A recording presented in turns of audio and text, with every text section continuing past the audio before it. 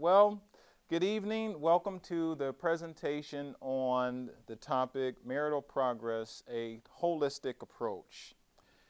And I'll explain a little bit more in detail what's meant by the phrase holistic, because a lot of times when we think about, progress in any area, the focus tends to be on one, maybe two things. But what we're going to be looking at today is a way to approach progress that's somewhat all-encompassing as opposed to just focusing on one or two areas. Why is this important? It's important, number one, because of high divorce rates. And it's really sad and unfortunate that the rates are as high as they are. It's not uncommon to hear rates being around 50%. And what this should indicate is that there is a problem with the way people are approaching something that is supposed to be lifelong and permanent. It's also important because of the family implications. This is especially the case when children are involved, and not even the issue of separation, but just sometimes children being raised in toxic environments, difficult home situations, and the way that impacts them and those around them. It's also important because of the short and long-term effects of negative emotions. And as we're going to see, this has implications for one's mental health and some of the experiences that people have when progress is not being made in the way that it should and could be. So what are the areas that we'll focus on tonight? First thing we'll look at is what marital progress is not. We'll also look at anger and trauma, particularly in the context of marriage and what that can mean for the relationship. We're also going to look at several examples of marital immaturity. Now, hopefully no one will be put off by this term immaturity. It's not focused on being critical, but what it's referring to is that there is some development that has not yet taken place for one reason or another. And that lack of development has or can lead to problems in the relationship. And then lastly, of course, we will focus on what marital progress truly is and look at some examples and some specifics as it pertains to moving forward. So let's begin with the first one. What marital progress is not? First off, marital progress is not merely focusing on the present. What do I mean by that? Progress is not just looking at the current state of affairs, not just looking at where things are now and concluding based upon where things might be, even if those are good things to focus on, that's a place to settle. Because if the focus is only on the present, what does that do? It minimizes, or at least it could minimize, an emphasis on things getting better, an emphasis on progress being made, an emphasis on things to come. Marital progress is not merely staying together. Now, it can be a source of progress if, for example, you have two people who've already filed separation papers and they decide that they are going to stay together, at least for the moment, to try to work on things. That can, at least at that time, be an indication of progress, but it's not necessarily long term. Staying together should be the bare minimum. And this is not where the real progress is made. As we're going to see, it's much more than that. Marital progress is not avoiding professional counseling while getting help from a friend or family member. This sometimes is what people do. If they're having a difficult time, if they're facing a challenge or a situation that they want insights on, instead of going to someone that can be of genuine help and support to them, they may go to someone that, though they may be well-intentioned and they may have good motives, they may not be the best person to try to help that individual because they may not be prepared to deal with the issues that will be presented. Friends and family members certainly have a part and a play, in these types of situations, but in some cases, we know what happens. Oftentimes, they do tend to side with their blood relative. And then when that happens, that may not necessarily be what that person needs. Marital progress is also not about suppressing emotions. There are people who, whether it's because of their personality or some issues they had growing up, family experiences, they tend to be more on the reserve side when it comes to talking about issues that come up instead of communicating those issues. It's the mentality that I just want to keep the peace. And I don't want to confront, I don't want to address, I don't want to talk about this issue. But suppressing emotions oftentimes does not allow a person to be genuine. And it doesn't allow them to be their authentic selves in the context of that relationship. And they might end up continuing on for other reasons. So these things certainly may have their place in the relationship, but this is not what genuine long-term progress actually looks like. What about anger and trauma in the context of marriage? Sometimes marital problems stem from deeper individual problems. Now, everybody at some point is going to get upset about something. It's how they respond, how they express those upset feelings that will make the difference. And in some cases, when anger is what's involved, yes, it may very well be what happened in that particular situation, but it could also be something deeper than that, especially if the person is characterized by a pattern of anger. And in many cases, the responses to what happened are not in proportion to the actual situation. We might know someone who, for whatever reason, the slightest thing can set them off. And it's not really the slightest thing that's doing it. Maybe it's some deeper individual problems that contributes to that anger. For example, this is what is referred to as the anger iceberg. And there are so many things that might be underneath the anger that we see in others. The anger sometimes we might even see in ourselves. And if these things are not addressed, if these things are not resolved, if they are never dealt with, they may continue to show up as anger. They may continue to contribute to some of the problems. They may continue to make the relationship worse. But if these things are taken more seriously and a person really does look deeper within, get whatever help they need, and really purpose to work on these issues, then maybe the amount of anger would be lessened. Now, I'm not picking on wives in this particular portion of the presentation. These are verses that are found in Proverbs. Now, if you know about Solomon, one of the things that he's known for is having, I'll just say, a lot of women in his life. Talk about having too much of a good thing. And if there is anyone who might be acquainted with what it could be like to live with different people. Now, we don't know the specific arrangements as far as how many of his wives are actually there with him. But the idea is that living with an emotionally difficult spouse is a reality. Now, it's true, this could be just as well said about husbands, but this is the way it's presented. In all three of these passages, you're basically getting the same message. What's the message? That it's hard to live with an emotionally difficult spouse. Now, we just talked about anger and the anger iceberg. Here, it doesn't use the word anger. It uses quarrelsome. It uses the word angry once. Contentious. The idea of the person who may be argumentative, who wants the last word, who doesn't want to let things go, but is more concerned about communicating their point instead of arriving at a reasonable conclusion. So according to what Solomon communicates here, it's better to be, and some people may say, well, maybe he was just exaggerating here. But the point is, it can be a difficult thing. This is not progress. This is not where we want to stay.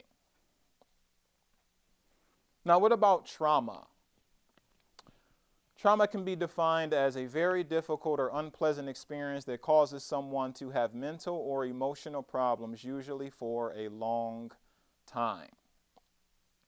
Sometimes that trauma can be self-inflicted. Sometimes it comes as a result of things outside of a person's control. Whatever the source, it's really about how it impacts the person and whether or not they deal with that, whether or not they get the help that they need, whether or not they work on themselves. Unfortunately, that does not happen in many cases, and this is the reason why trauma can follow us into marriage and go undetected. Because what do a lot of people want to do? They want to move on, but moving on in and of itself is not progress. It's like this saying that I heard, change is inevitable, but progress is not. It's how the person responds to what they have been through and whether or not they get the help that they need so that they can heal, so that they can do better, and so that they can rise above, as much as is possible at least, the things they've been through. What are some of the examples? Now, all of these things could happen outside of marriage, but a lot of them can happen before. Sometimes it even happens during. Abuse in any form, sexual, physical, emotional, neglect. Oftentimes this can be the reality between the parent and the child not receiving the care, the nurturing that they should. Experiencing domestic violence. Now, this doesn't just have to be the person who is on the receiving end. It can be the child experiencing this in their home, seeing their parents do this, and think about the way that's going to impact them. Diagnosis of a serious illness, and this can be either a mental or a physical illness, one that has severe adverse effects on the person's life. Significant loss. Losing a relationship, friend, family member, losing a job, decline in one's health.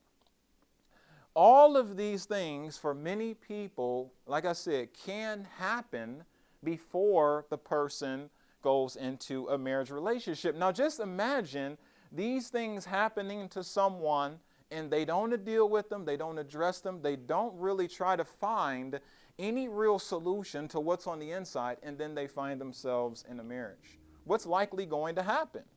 In one way or another, the effects of this trauma is going to show up. And just like I said on the previous slide, it may be undetected, and they may think, okay, well, there's some other issue going on, when it could very well be that the person just has not taken seriously what they've been through, what they've experienced, and how they need to make progress through those things. Now we're going to look at 3 examples of marital immaturity. And again, I say this term is not meant to be an offense to anyone if any of these things might apply or have applied at some point. But the point is to say that these things do not contribute to the kind of progress that people should want in their relationship. Number 1, stonewalling. Stonewalling is described as refusing to respond to your partner's concerns. This is not the person who says, you know, this is not the right time or the best time for us to talk about this. Can we come back to it later? This is the person who, for whatever reason, they just don't want to talk. They just don't want to respond to the concerns. And it could be maybe because there's been a pattern over time. Maybe in the past they've attempted to respond and it just didn't go well. So this is more of a way of protecting themselves from another fight, another blow up. And they think this is the way to do it, but this is not the best way, because anyone knows who's been married how important communication is, and being able to communicate in a healthy way. There is no getting around that reality. So if a person is refusing to communicate talk about these things that matter, then more than likely that's going to contribute to the demise of the relationship. Laziness. Now we know what laziness generally means. I probably didn't even need to put a definition for it here, but I do so because there's a term I want to highlight here. It says an unwillingness to do a task we perceive to be difficult or uncomfortable. Now, laziness can show up in a number of different ways. The basic idea behind it is an unwillingness to do what needs to be done. This can apply to the previous slide, stonewalling. If the communication needs to happen, even if it's unpleasant, then the person may still want to avoid that at all costs. It may also be, going back to the discussion about trauma, it may also be an unwillingness to have the level of introspection that's needed. And the person doesn't want to deal with their past. They don't want to go that deep. They just simply want to move things ahead and let the chips fall where they may. Another consideration is that laziness can be an expression of depression. Now, once again, what happens if this is a part of the relationship and the person never realizes that depression might be a factor? What you have is a situation that will never go addressed, or it may not go addressed, never will be resolved, and is likely going to continue having a negative impact on the relationship. Because depression, if it's present, it might be a contributing factor, and if it's not taken seriously, it's not going to enhance the relationship. Proverbs 13:4 says, lazy people want much but get little, but those who work hard will prosper. And in this context, it might not have been referring to marriage, but it can certainly apply, because laziness is not something that is going to move the relationship forward in any form. I remember a long time ago when I first became a believer, and the couple that led me to the Lord, somehow we got on this topic, and I remember to this day 3 simple words that she communicated to all of us. Marriage is work. And she communicated this not in theory but in practice, as one who lived up to what she was communicating. But laziness works against the progress that can and should be made in this most sacred relationship. The last one is quitting.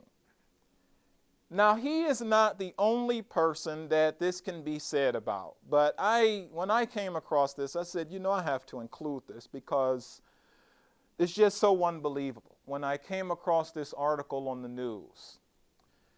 Now, this is not a typo. This is not supposed to say 8 years. It's accurate, 8 months. And what makes this so interesting is this representative,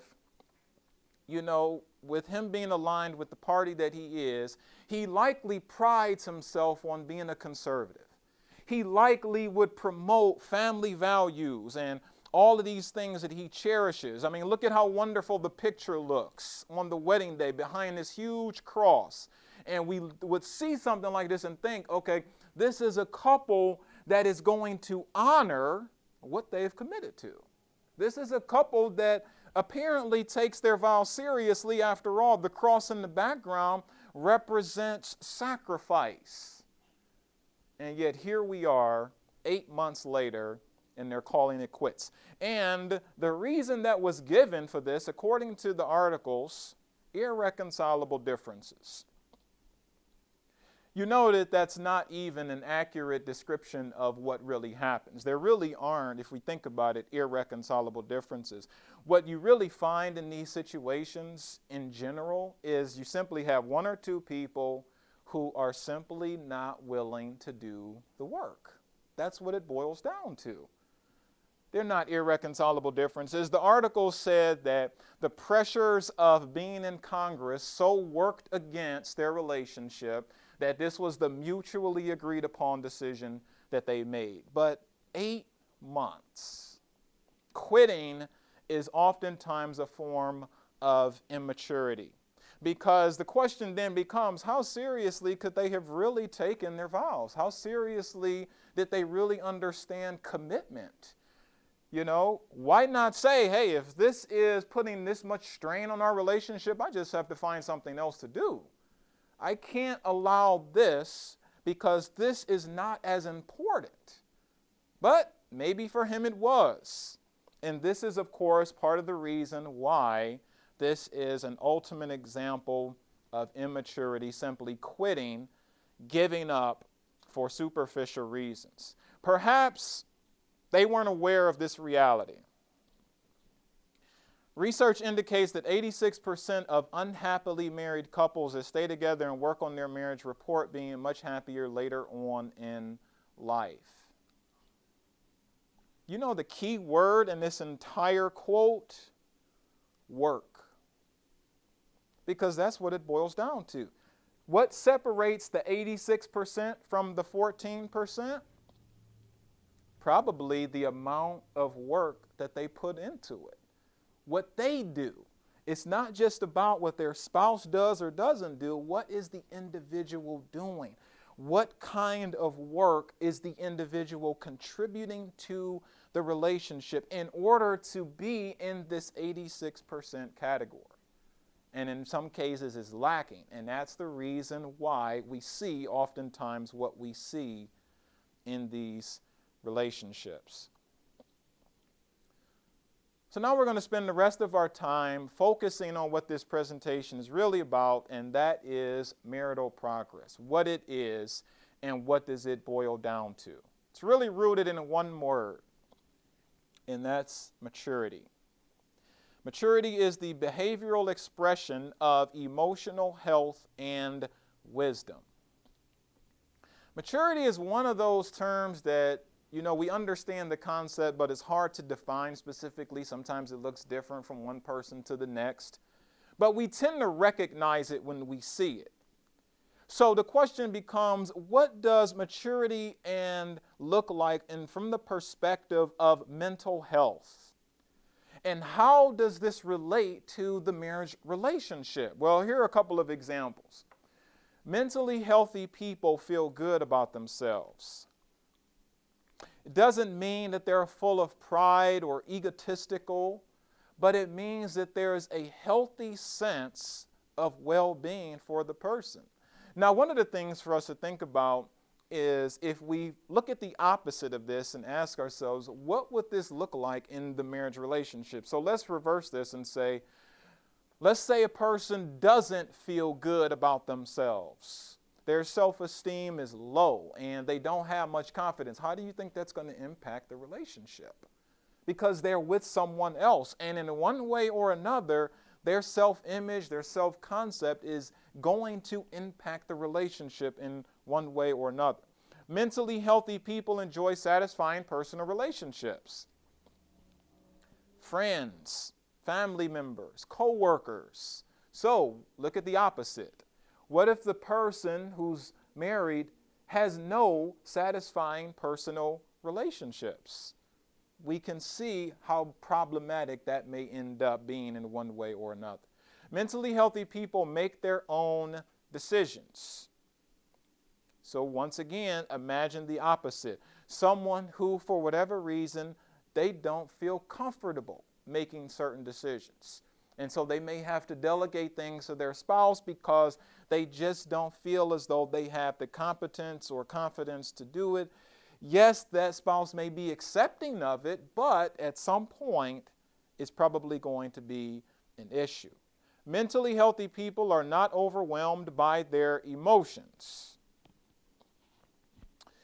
What's the opposite? A mentally unhealthy person is overwhelmed by their emotions. We saw some examples of that with anger, and sometimes how that anger can be expressed. And we all know what a person is capable of if they get angry enough. Our prisons are filled with people who in a moment of intense anger made a decision that they later regretted. Mentally healthy people have a good sense of humor. This means the person is able to laugh, have a good time, enjoy some realities in life. This is a big part of self-care, is being able to laugh about things in life instead of always being so serious. Because if someone does not have a good sense of humor, someone is always serious and always have this tone about them, once again, how is that going to show up in the relationship? Probably not in a good way. Lastly, many mentally healthy people treat others respectfully. The person who is not mentally healthy is not likely going to treat others respectfully. Now, I imagine that one of the most important things for anyone in a marriage relationship is respect. Feeling respected, feeling valued, feeling like what they have to say matters. But what if the person doesn't feel that way in the relationship? What they have to say doesn't matter that much, and their opinions on different matters may be minimized. You have a mental health issue. Now, mental health, when I use it here and what we're talking about, we're not necessarily referring to some diagnosis or some disorder or something that's going to require medication. It could just simply be something that, going back to the discussion about trauma and anger, it could be something that can be worked on. Doesn't necessarily mean it has to go to that extent, but it's something that can be done to get to a better place. Could you be sabotaging your relationship and not know it? Renowned psychologist Dr. Jordan Peterson is here with a new type of relationship intervention that everyone has to see. He's one of the most influential thinkers out there, and while deemed controversial by some, Dr. Peterson's work has resonated with millions of couples all around the world, selling out books and lectures at tens of millions. Today, he's breaking down his biggest rules for living happy and healthy relationships. That might just surprise you. Thank you very much for being here. So he says one of the biggest focuses is that you have to actually maintain the sanctity of marriage. And he once said, if you're not all in, you're not married. These are pretty provocative statements. Why do people find this controversial? Well, I think people are afraid of confronting the real problems and conflicts in their life, and no wonder, and they want an out, they want an option. And you can understand that, but the thing about marriage is that unless you're in it for the long run, it's very difficult to be desperate enough to solve the problems properly. Otherwise, if you always think you can escape, if that's always in the back of your mind, then you're going to be able to avoid engaging in that difficult problem-solving process. I think the reason that some people get uncomfortable with your advice is it's brutally honest. And when you talk about these issues that are usually black and white, like living together before you get married, which has become so common, you take a firm statement saying, well, that just means you just want to be able to compare what you got now from what else out there. That's painful for people to hear. But I respect the fact that you're telling the truth as you see it, and I want folks to hear this wisdom from you, and then you guys decide how to use it in your lives. The biggest mistake couples are making today in America, again, this is a major focus of your work. What is it? Oh, I think they underestimate the degree to which marriage is also an economic and practical relationship. It's going to be how the household duties are distributed. It's going to be discussion about career. It's going to be discussion about finances. It's going to be discussion about how you raise and discipline your children and your priorities. And that's work, like running a business is work. You have to think strategically, and you have to learn to negotiate. It's very hard for people to negotiate, and that's an undervalued skill. We heard from our next guests. I knew they were in need of an intervention. Stacy and Tracy have been married for 7 years, but the chaos in everyday life is threatening to tear them apart. Take a look. Stacy and I met actually back in high school. We were high school best friends, pretty much inseparable. After school, we kind of went our own separate ways, did our own thing, and then, of course, through the magical power of Facebook, we found each other again. And then I told her, let's just go to dinner. Went to dinner and been together since. My marriage was awesome when we first got married, but it's just slipped into like we're roommates. The communication is gone. The affection's gone. She's my best friend. We did everything together. We would go camping, motorcycle rides. We used to go on love dates, and now it's like we don't do anything together on a daily basis. We kind of get in little arguments or tiffs. We have different expectations of what we want from each other and not even on the same page or even in the same book sometimes, so to speak. Sometimes I beat him down, so it's like he doesn't want to try. I do feel underappreciated. I feel like she's given up. Either we got to fix this or go. Things have got to change. Oh, it makes me sad, sorry. I have the divorce papers printed out already, and he knows it as well. And it's not that we don't want to fix it, we do, we just don't know how. I want it, but how do I save it? Stacy and Tracy join us now. Tracy, what's it like to hear what Stacy was saying? Real, but hurts. It hurts. Stacy? It's disappointing to me because I don't want to be the stigma of going through divorce. We're still quite young. I know there's better out there. I just miss my best friend.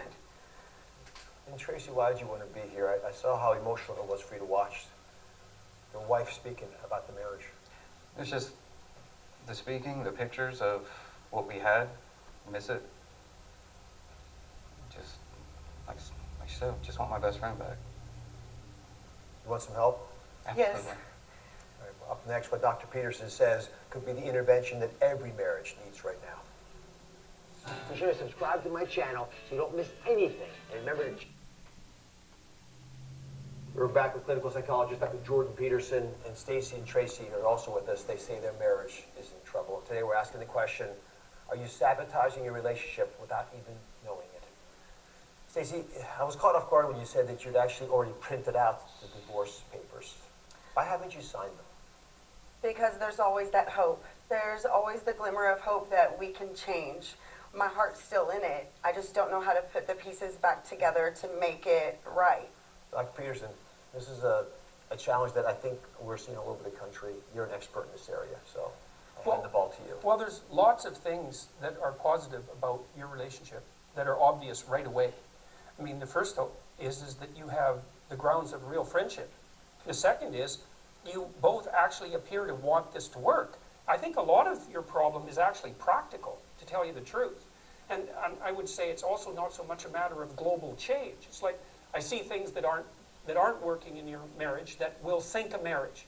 So, for example, people need to talk to each other for about 90 minutes a week, just about what they're doing in their lives and their problems. You need that. And you need to have a date, like at least once a week and probably twice a week. It's absolutely crucial. And then it's also the same with reestablishing a romantic bond. It's like you're not romantically entangled right now because you're alienated from one another. And you might not want to get close physically. But this isn't a matter of wanting to begin with. It's a matter of having to in order to rekindle what's going on in your relationship. And so I would say, and the last thing I would say is, it's probably useful for you guys to sit down and figure out how to distribute the duties in your life, because it's a big part of your life. And I would say what you should do practically, since you do appear to like each other and you want the relationship to work, is to start micro-negotiating, so you know who's responsible for what. And you want to fight and argue about that till you get it straight. I've heard you say that don't agree to things you don't agree to. Yeah. Well, that's a great negotiation. Is that something you think is happening? Do you feel like that, either of you? Mm-hmm. Oh, yeah. Okay, so here's a hint about that.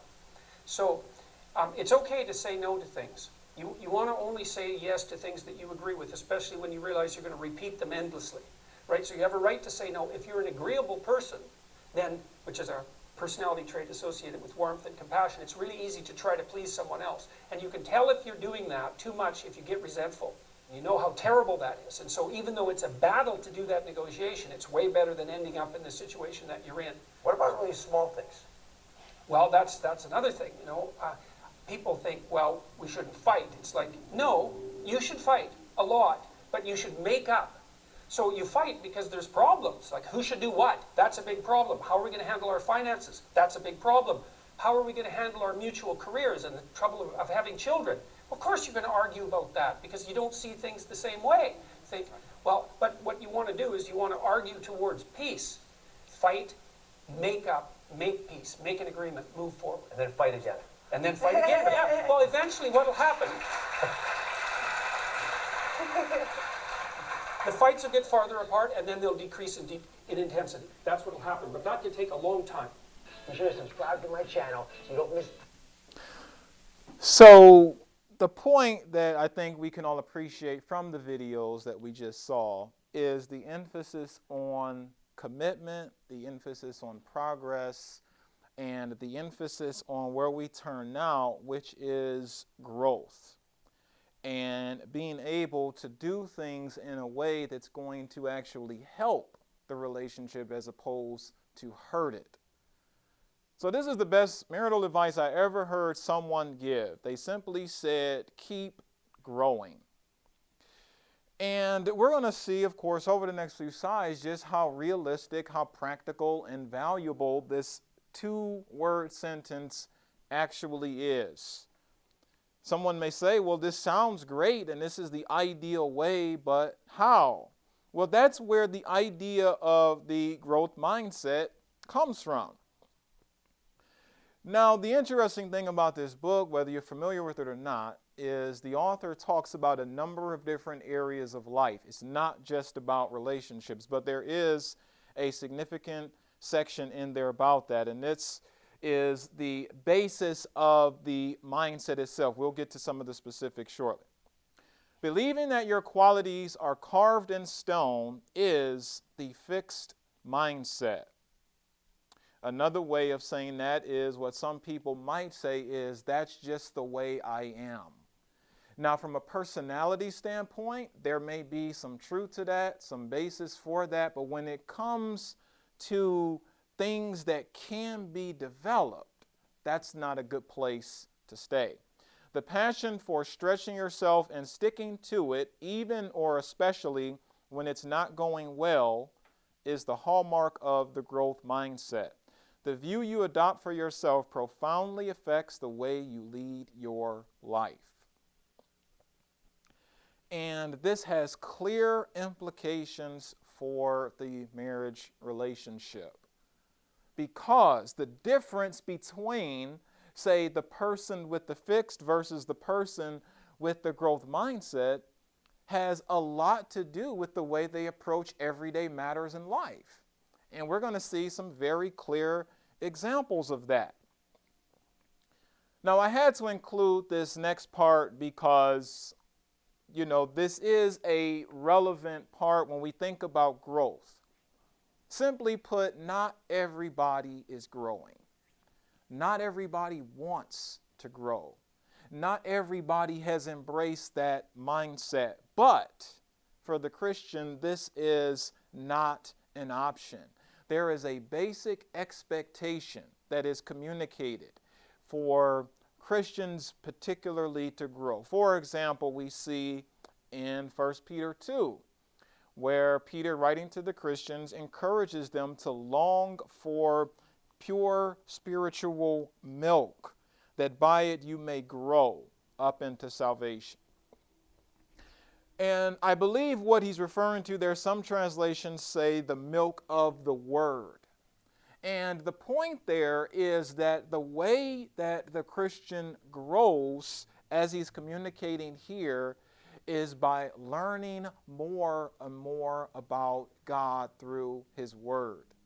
Now, there are many things that may contribute to growth and may help it, but nothing takes the place of that.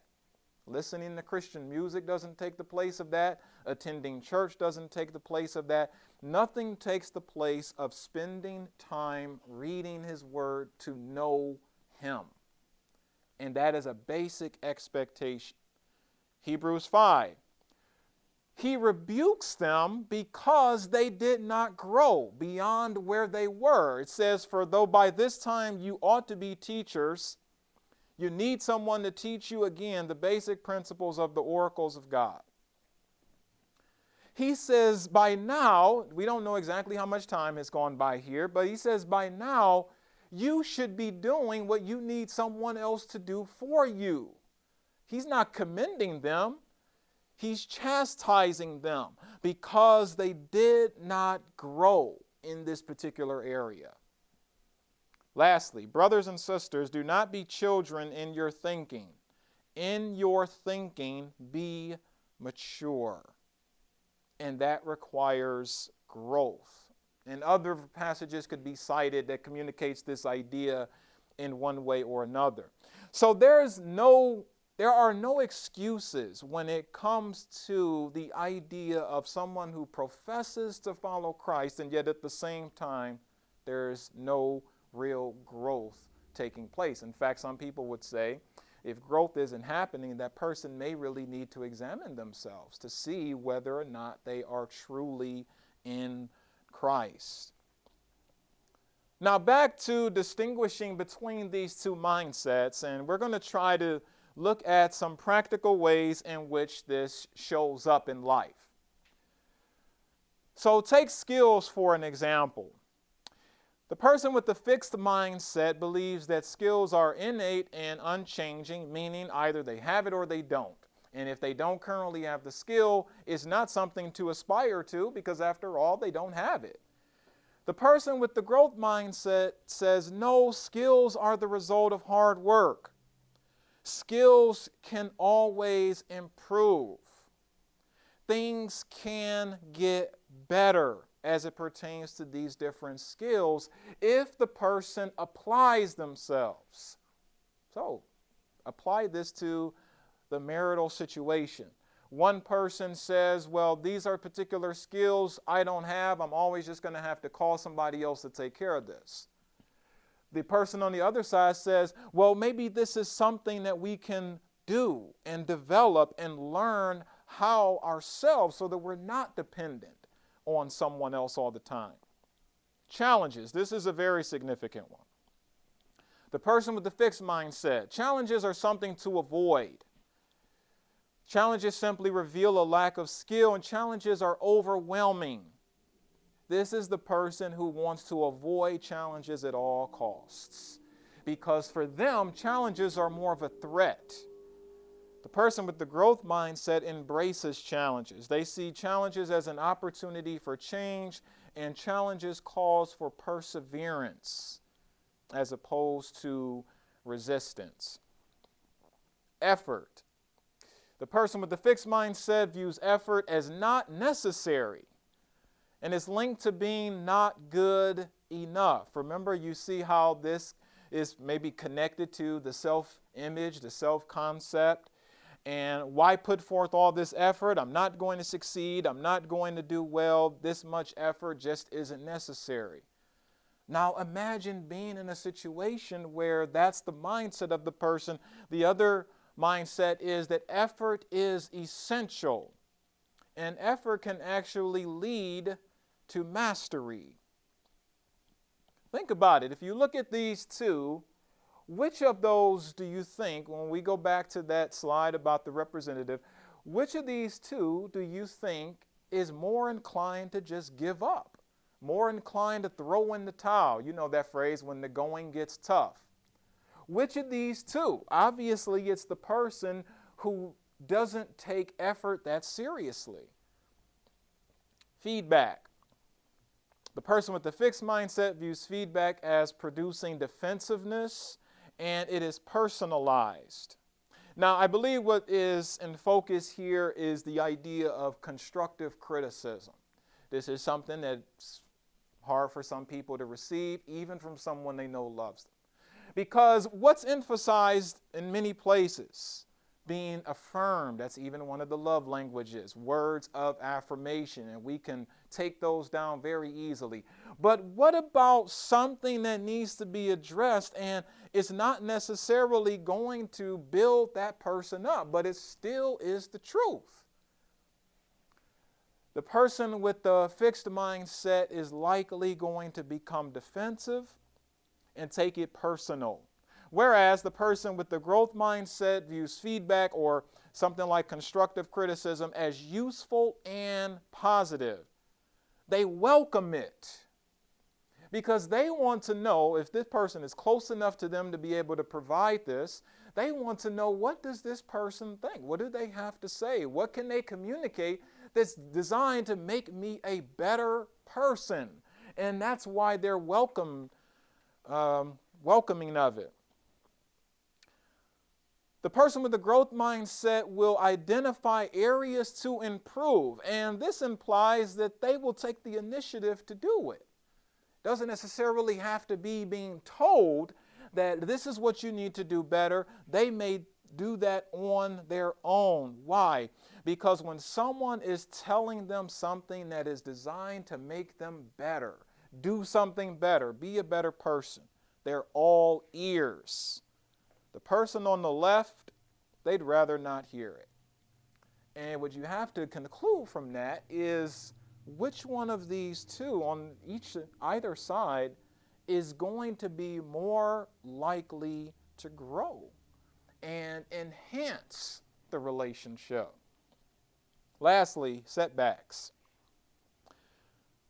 Person with the fixed mindset regarding setbacks, they blame others and it's never their fault. And it is easily discouraging when setbacks come. Person with the growth mindset, once again, sees setbacks as opportunities to learn from. And the focus is on making changes.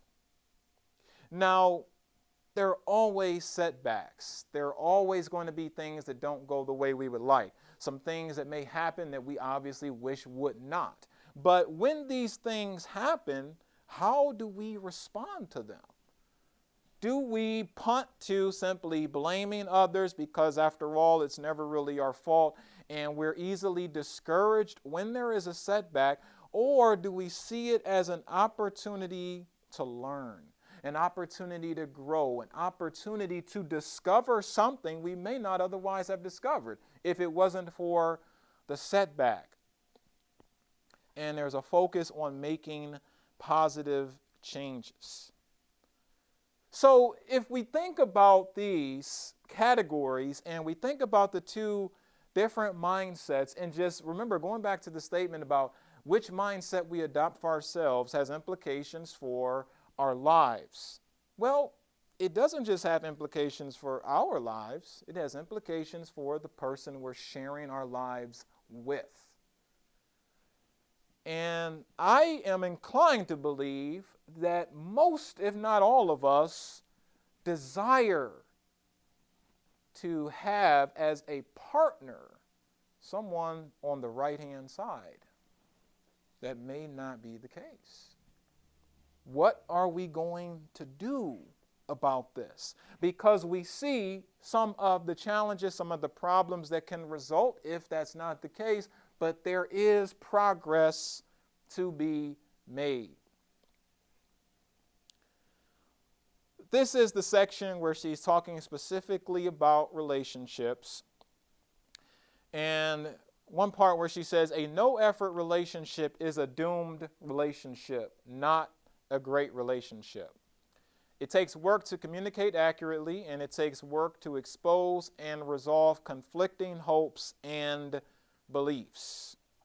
There's that word again, work. What's the message here? The message is that it's really about the work that both parties are investing in the relationship, because that's what's required. One person can't carry the full load. What's going to happen if they do? It's probably going to eventually result in resentment, maybe even some bitterness in there, maybe even a desire to stop putting forth the effort. The ideal is for both parties to approach the relationship with this mindset. In a relationship, the growth mindset lets you rise above blame, understand the problem, and try to fix it together. This is the mindset that's emphasized because this is where the progress is made. This is where not just one person, but if both of them are approaching their lives in this way, this is where you really see the difference made. She even has a statement in there, I don't have it here, but she even has a statement that, when two people live on together, we don't see two people who lived happily ever after. We see two people who worked happily ever after, because that's what it takes. And I think the point here is not so much that it's always hard. You know, sometimes when you think about the word work, that's what we think, okay? There's always some issue to work through. There's always some conflict to try to resolve. That's not the point. The point is to simply be present to do what's needed, to be present, to be available, to be present to take the necessary steps in order to strive for progress individually and the implications that that has for the relationship. So here are some steps to think about. You know, maybe you're thinking, okay, maybe I'm not totally on that right-hand side yet.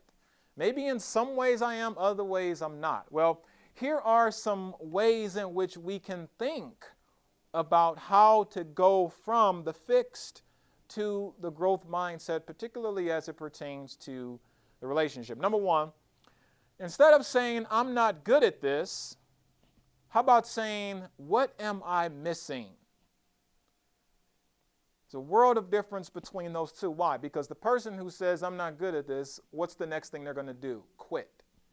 Next thing they're going to do, stop, give up, let somebody else do it. The other way of approaching it is, what am I missing? This is the person who wants to try to figure it out, who wants to see if they can do it, as opposed to someone else. How about this? Instead of I give up, I'll use a different strategy, because part of the mentality is finding a way and getting around the difficulty in order to accomplish the goal. Instead of saying it's good enough, which is simply settling, how about saying, is this really my best work? Some people, because they're on the left-hand side, are at peace with mediocrity. They are comfortable with being in that place where it's just enough to get by and it's just enough to accomplish the task. Well, the other way of looking at it is thinking, I want to give my best. I can't make this any better. Well, how about saying I can always improve? That right there is the basic statement of the growth mindset. I can always improve. I can always do better. And that's one of the reasons why, if a person thinks like that about themselves, they're open or more open to things like constructive criticism, because we have blind spots. There are things that we may not always see in ourselves, we may not always recognize, but someone else might. And so if you recognize that, then there's a recognition that improvement is always a possibility. How about this one? This is too hard. If I had a nickel for every time one of my kids would say something like that, we expect that. I mean, they're kids. They're young people. We know that they're going to feel like this about certain things. There are things they just don't want to do. But what about when it's an adult saying these things? What about when it's the spouse saying, this is just too hard? When in reality, maybe it's not. Maybe, as the saying says on the right-hand side, this may take some time. I made a mistake. How about saying, mistakes help me to learn? Now, we all know the importance of learning from our mistakes. It's one of the things that we teach kids to do. You make a mistake, you learn from it. We know the importance of that. But how do we approach it when we ourselves make mistakes? Do we see them as something to feel pity for ourselves and stay in that place? Or do we see them as opportunities for learning? Instead of saying, I just can't do this, how about saying, I am going to train my brain? When I was growing up, one of the things I appreciated about my mom is that she would say, don't use the word can't. Because sometimes, what do we really mean when we say, I can't do this? We just don't want to. And we use that as a way of getting out of it. Yes, there are legitimately some things that we cannot do, and we recognize that. But this is probably referring to the person who will say this before they even try, who will say, I just can't do it, when in reality that just simply means they don't want to. And a different response can be, I'm going to train my brain, I'm going to train myself so that I can do this. I'll never be that smart, someone may say. Someone else, however, may say, I will learn how to do this. And once again, if we think about the deeper issue and think about the mindset with which the person approaches their marriage relationship, and we think about contrasting the statements on the left with those on the right, think about how that's going to affect the relationship, especially if you have one on the left and one on the right. Plan A didn't work. There's always plan B. There's always another way. Instead of resting in this place of discouragement and defeat and thinking that, okay, plan A didn't work and everything that comes along with that simple statement, the other person on the other side is thinking about, okay, what else can be done? If this didn't work, what else can we do to go forward? Lastly, my friend can do it. Instead, we could say, I will learn from them. That idea, you can see it here, that idea of learning is a big part of the mindset. Because, as I said earlier, yes, there are some things that we may not initially be good at. There may be some things that initially we can't do. And there may be some things that on the first try, yes, there may be a mistake, there may be failure. But that doesn't mean the person stays there. It doesn't mean that they settle for that for their life or their relationship, because of these different ways of responding on the right. And as long as these are options, realistic options for the individual, then that means that there are always going to be better, more efficient, and effective ways to address the issues that comes up in the relationship. So why did I even give this presentation? Part of it is because of what I see in some of the people, couples I work with. Some of it is encouraging, some of it is not so much. There are people who are still on the left-hand side. And there are people who, for whatever reason, have not up to this point desired to cross over. And they haven't desired to get to a better place for themselves or their relationship. So the goal is to see more and more people on the right-hand side, because that is the best way forward. And that is what is going to work for them. And if it works for them and if it works for their spouse, that is what's going to work for their relationship.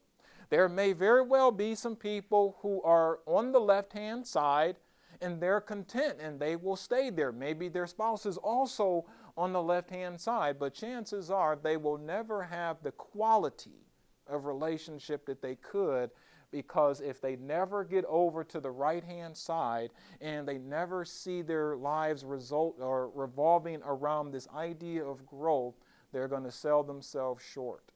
And they're not going to be where they could be in their life. So in conclusion, marital progress is neither easy nor automatic.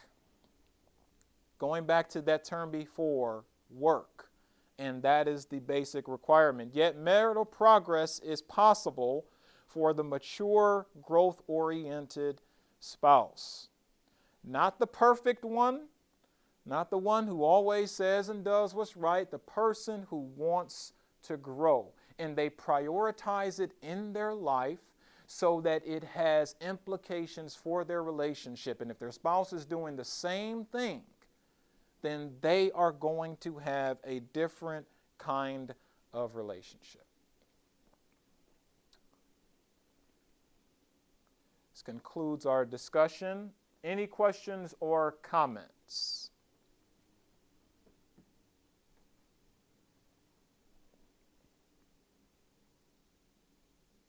I think that work, when you're working and you achieve the goal, there is a euphoric feeling about accomplishment. Did I say that right? Yes. Okay. Especially when it comes with a man and a woman. Mm-hmm. They're two different entities altogether. Right. Yeah. Okay. Anyone else? Yes. One thing that you mentioned is one needs to communicate several times a week or day or whatever. But the quality of communication, I think, is important. Absolutely. Yeah. I mean, think about one of the things that was made on the difference, the fixed mindset versus the growth, where it says the person with the fixed mindset is prone towards defensiveness because they don't want to, it may be that they don't want to take responsibility for any kind of wrongdoing, any kind of contribution to a problem. So they may be prone towards being defensive because they want to protect themselves from any kind of blame or being blameworthy for something. Now, everybody's guilty of something, some type of wrongdoing contributing to some type of problem. Question is, are we willing to take responsibility for it? Are we willing to acknowledge it? Are we willing to welcome the reality that someone is pointing? I mean, we already know that ourselves anyway. You know, we don't have to. Sometimes people say things like, well, you know, no, I'm not perfect. No one suspects that the person is perfect, but it's just the mindset that being open to reality. Reality is that we all fall short in one way or another. And when we're open to receiving something from that person in the communication style that will work for the relationship. Some people may have different needs in that regard, but it's that openness. That's the real issue that contributes to that kind of communication. But like you said, it's essential. And you know, where there's when communication isn't happening, you know, probably one of two things are going to happen. They're going to remain in this stale place, and they may remain together for other reasons. Maybe it's the kids or for social reasons or things like that. But it's not going to be the kind of quality that it could. Communication is unavoidable for that end, and that's why it's so important to have, and not just have communication, but effective communication that works for those individuals.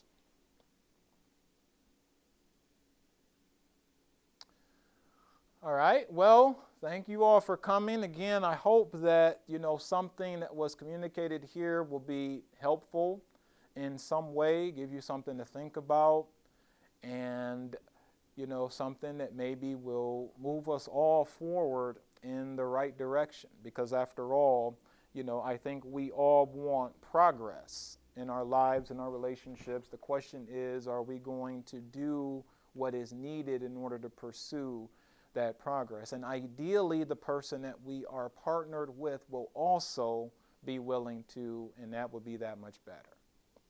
Thank you.